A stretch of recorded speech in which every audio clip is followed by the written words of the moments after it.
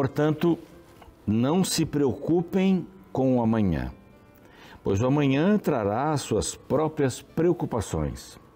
Basta cada dia o seu próprio mal. Isso está em Mateus, capítulo 6, versículo 34.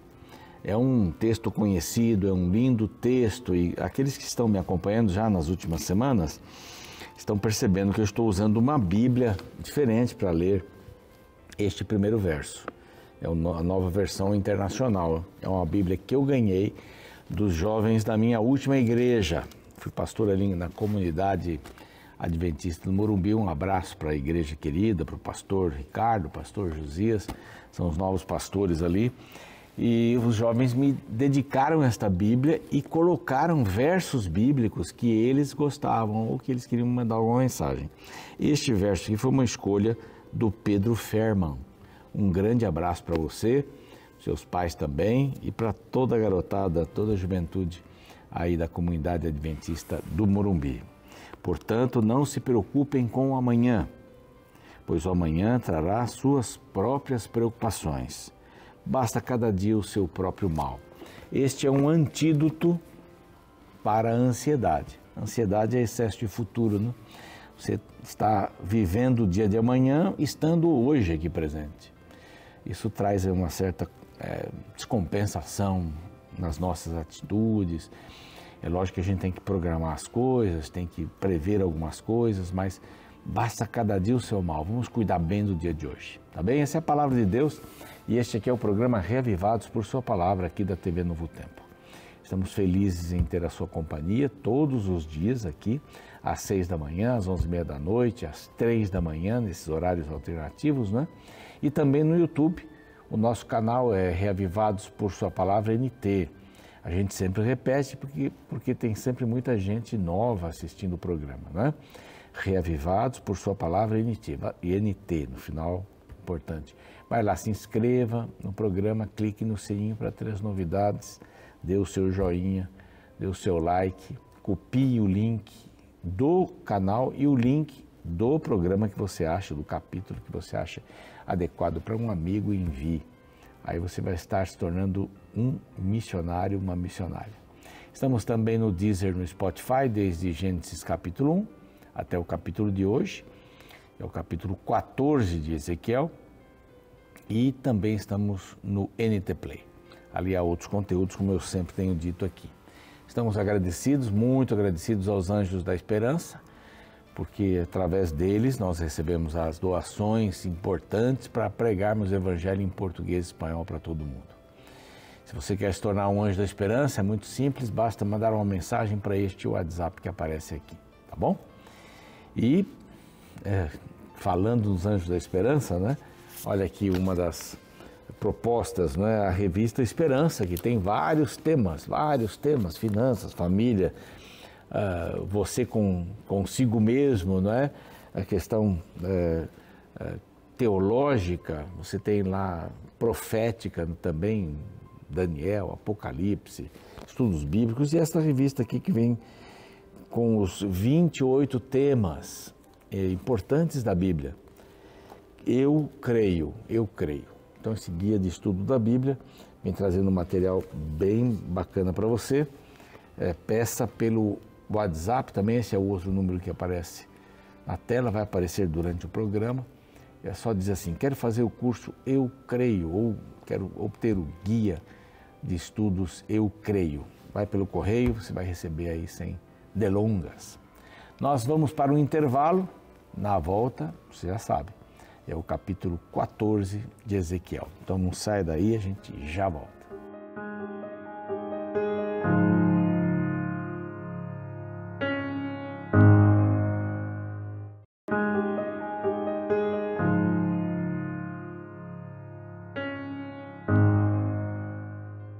Muito bem, já estamos de volta. Esse é o programa Reavivados por Sua Palavra, aqui da TV Novo Tempo. Você já sabe que a gente estuda um capítulo da Bíblia cada dia, né?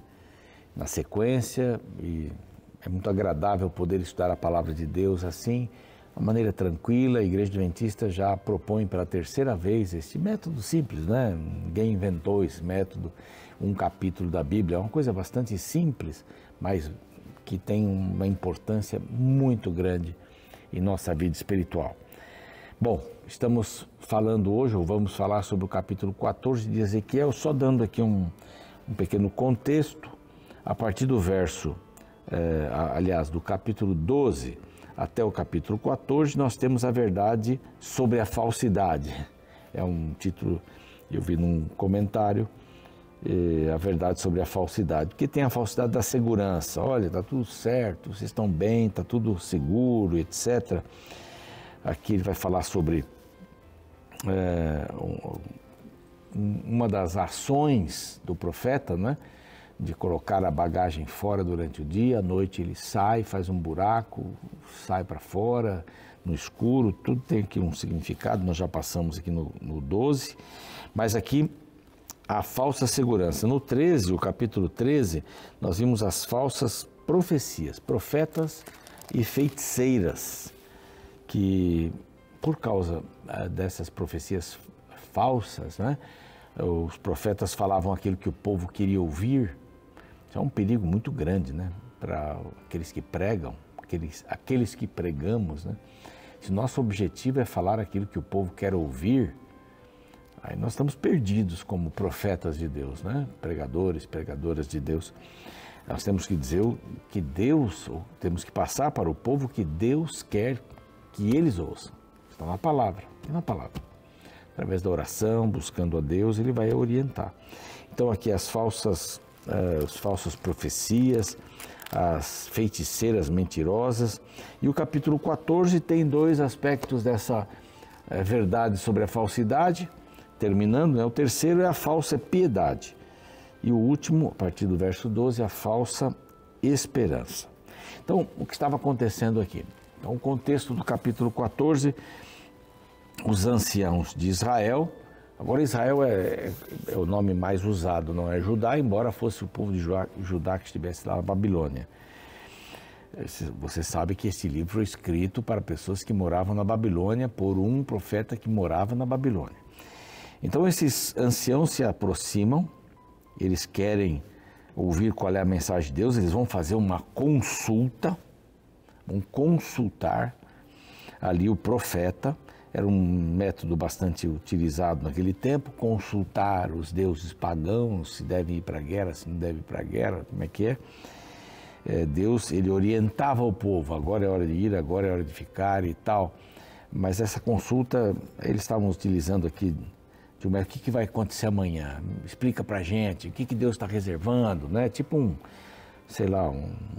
horóscopo, assim, alguma coisa nesse sentido. Quero saber o meu futuro.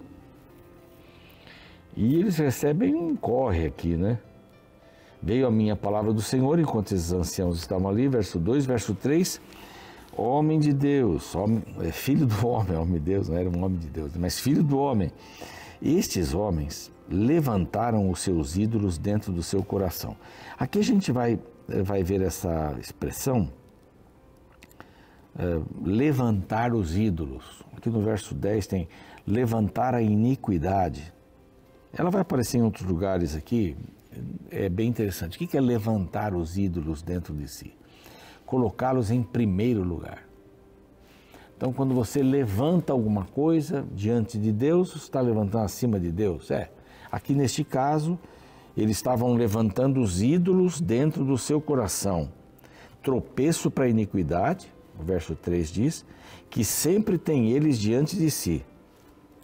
Os ídolos estavam sempre diante deles. Agora eles vêm falar com Deus. Agora eles querem saber a vontade de Deus. Agora eles querem saber como é que vai acontecer, o que vai acontecer no dia seguinte. Deus não funciona assim como uma máquina do tempo que você aperta lá, amanhã vai acontecer isso, vai acontecer aquilo outro. Uma leitura da mão, essas coisas que a gente sabe que existem por aí. Então, vocês estão levantando esses deuses dentro de você. Aparece no verso 4 de novo.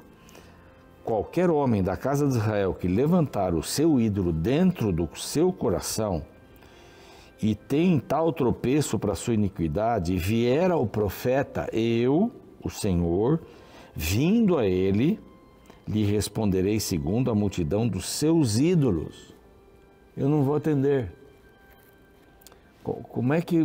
qual Qual é o interesse de uma pessoa que busca mais um Deus no panteão de deuses? Então, Deus Jeová é mais um Deus.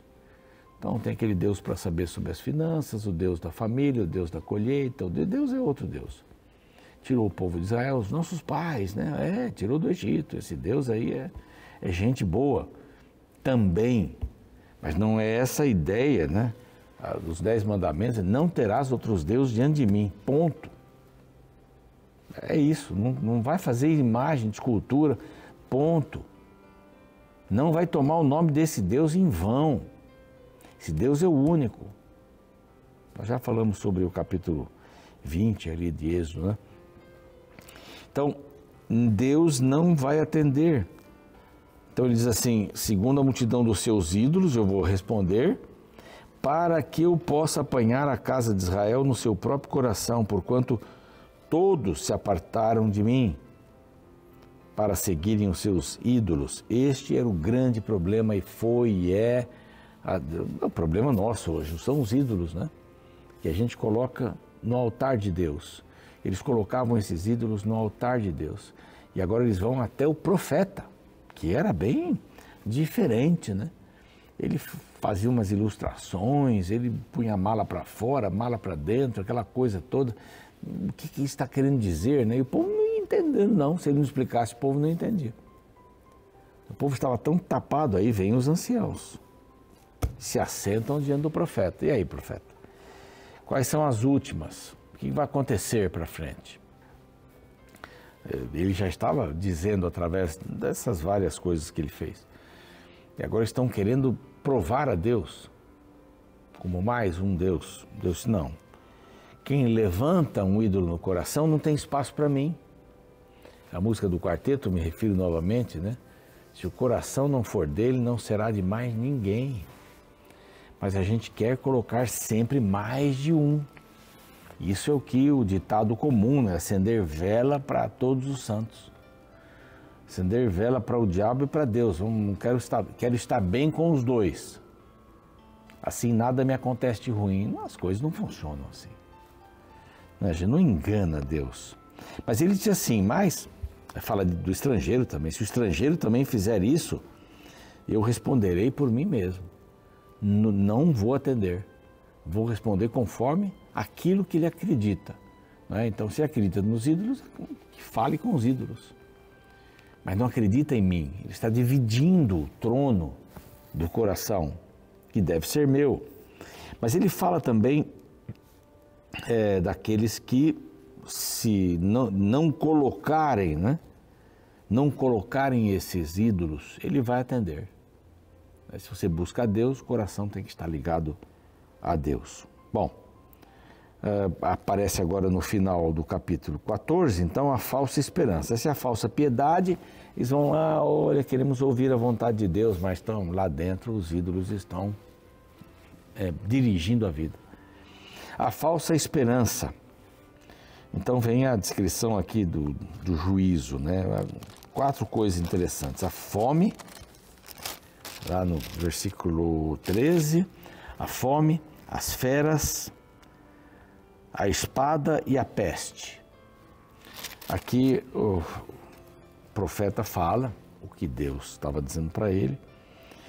E quando uma terra pecar, né, contra mim, cometendo graves transgressões, estenderei a mão contra ela e tornarei instável o sustento do pão, enviarei fome. E é o seguinte, essa terra pecou contra mim, está falando lá de Jerusalém, essa terra pecou contra mim, nem se tiverem esses 3 homens no meio dela. Verso 14, Noé, Daniel, Jó, eles, pela sua justiça, salvariam apenas a sua própria vida. Então, aqui está dizendo assim, vocês colocam um ídolo dentro de vocês e querem que Deus os salve. Não tem lógica nenhuma. Não existe isso. Agora Deus vai dizer assim, não tem essa coisa de eu tenho a esperança porque sou judeu, sou israelita, estou aqui perto do templo, estou dentro dos muros, Deus vai me proteger como sempre protegeu o povo dele. Não tem essa falsa expectativa.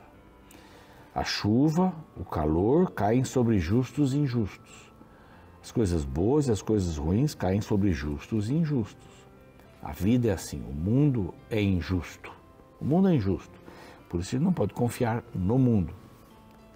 Quando ele diz assim, diante da fome, se uma terra fizer alguma coisa contra mim e a fome aparecer como consequência, Noé, Daniel e Jó não podem salvar. Com a sua justiça, foram homens justos, não podem salvar essa terra. Vão salvar somente a eles mesmos. Se eu fizer passar pela terra feras, bestas feras, tão certo como eu vivo, diz no verso 16, o Senhor Deus, ainda que esses 3 homens estivessem no meio dela, não salvariam nem a seus filhos, nem as suas filhas. Só eles seriam salvos. Deus vai insistir, Deus está insistindo com uma mensagem aqui. Depois vem a questão da peste. Vem a peste, aí verso 20, vem a espada, novamente ele não repete os nomes aqui. Esses 3 homens estiverem no meio, não vão poder salvar a seus filhos. Foi isso que eu li agora, né? Era o de cima lá que era... também é a mesma coisa. Filhos e filhas, aqui embaixo filhos e filhas. Ninguém vai ser salvo, só eles, pela justiça deles. Agora vem a peste, sim, agora é o 19.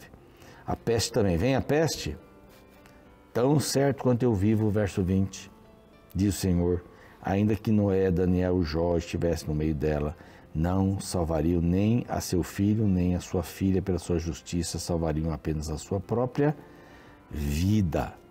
Então, espada, fome, bestas feras, pestes, virão sobre o povo de Jerusalém e eles não poderão se salvar por causa dos outros, dos patriarcas, dos que passaram, dos que morreram, do nome judeu, do nome de Judá, do nome de Jerusalém, do nome de Israel. Eles não poderão salvar porque a salvação é individual e eles já tomaram a sua decisão.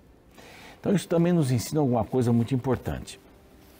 A primeira questão aqui do capítulo 14 é: se eu coloco no meu coração a porção de ídolos e também a Deus e quero que Deus dirija a minha vida, isso não vai funcionar. O segundo lugar, o terceiro, o quarto não tem opinião, não vão influenciar nada. A segunda coisa é que nós não podemos depender de ninguém e de nada, não importa se somos da igreja ou não. Vamos ter desafios todos os dias. Não importa a família. Sou da família tal, ok. Não importa. Não importa nada, absolutamente nada. A única coisa que importa é a sua justiça diante de Deus, ou a justiça que Deus lhe imputa diante dele, não é? É a justiça que ele dá para salvar-nos individualmente. É isso. Então, Israel, não se fie nesta falsa piedade de colocar Deus junto com os outros, Deus, e agora estão vindo aí nessa toada de piedade, mas não tem nada disso, é falso. E também não se fiem em pessoas, né, porque a salvação vai ser individual, sempre. E olha, o que está dito, já está dito. O que vai acontecer com Jerusalém, vai acontecer com Jerusalém, não importa quem esteja lá.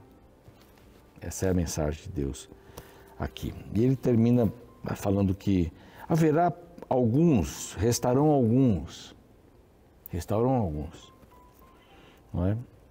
Eis que eles virão a vós outros e vereis o seu caminho e os seus feitos e ficareis consolados do mal que eu vi sobre Jerusalém, sim, de tudo que fiz vir sobre ela. Eles vos consolarão.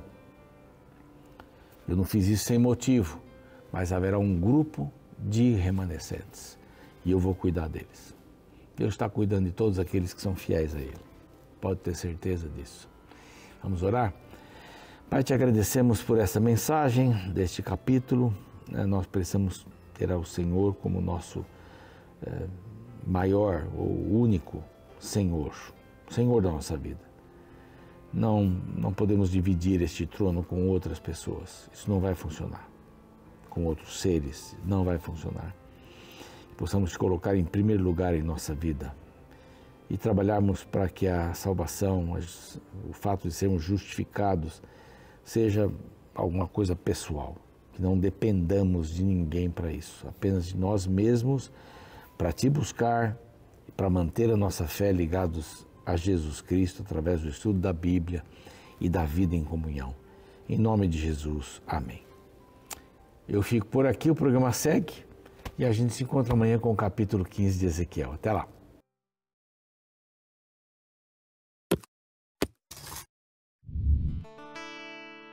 Eu me lembro que quando era mais novo, eu nem sempre estava com desejo de ir à igreja. Então minha mãe, insatisfeita com meu comportamento, falava em voz alta uma frase que até hoje me faz refletir. A salvação é individual, meu filho, dizia ela. De fato, embora nós possamos ajudar alguém a encontrar o caminho da salvação, não podemos salvá-la. Por isso, cada um deve cuidar da sua vida espiritual. O capítulo 14 de Ezequiel confirma a individualidade da salvação. Nesta sessão, Deus fala dos juízos que viriam sobre seu povo desobediente. Porém, havia entre alguns judeus o orgulho de serem da família de grandes homens da fé. Abraão, Noé, Daniel, Jó, indivíduos que eram sinônimos de heróis. Porém, Deus avisa que ser da família de tais homens não influenciava em nada diante do tribunal divino. No verso 20 lemos: Tão certo como eu vivo, diz o Senhor Deus, ainda que Noé, Daniel e Jó estivessem no meio dela, não salvariam nem a seu filho nem a sua filha. Pela sua justiça salvariam apenas a sua própria vida. Interessante que a Bíblia enfatiza que ser filho de grandes homens de Deus, ou mesmo ser da família de heróis da fé, não garantem a salvação. Isso porque o parentesco por si só não transmite valores espirituais. Cada um deve cultivar por si mesmo as boas virtudes. Na verdade, na Bíblia encontramos a história de filhos de grandes homens que seguiram caminhos totalmente opostos aos de seus pais. E hoje fico pensando em quão triste deve ser uma família ser salva pela metade. Pai se separar de filho ou irmão se separar de irmão, simplesmente porque a religião não foi cultivada de forma semelhante por todos. Nem todos levaram a sério. E então, diante do juízo final, a união parental pode ser separada, pois não houve união espiritual. Por isso pense neste momento, como está sua família hoje? Você tem se preocupado com a vida espiritual de todos? Tem perguntado como estão cultivando a religião pessoal? Escute, não se planeje passar a eternidade com a sua família incompleta.